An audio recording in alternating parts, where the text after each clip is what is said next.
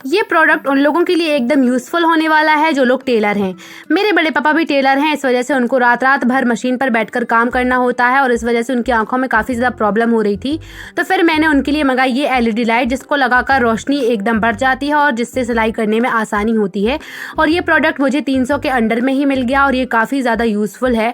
इसमें एक वायर आया था और ये इसमें बैटरी लगी थी, ऑन ऑफ करने का बटन भी था और इस वायर को आप अपने इलेक्ट्रिसिटी से कनेक्ट कर सकते हैं और इसके बाद आप इसको आसानी से अपनी मशीन में लगा सकते हैं। और इसमें एक मैग्नेट भी आई थी और ये मशीन में आसानी से फिट भी हो जाती है और बहुत ही ज़्यादा यूज़फुल है। आप भी एक बार इसको ज़रूर खरीदिएगा और हाँ, मेरे चैनल को सब्सक्राइब कर दीजिएगा। ओके बाय, मिलते हैं नेक्स्ट वीडियो में, टाटा।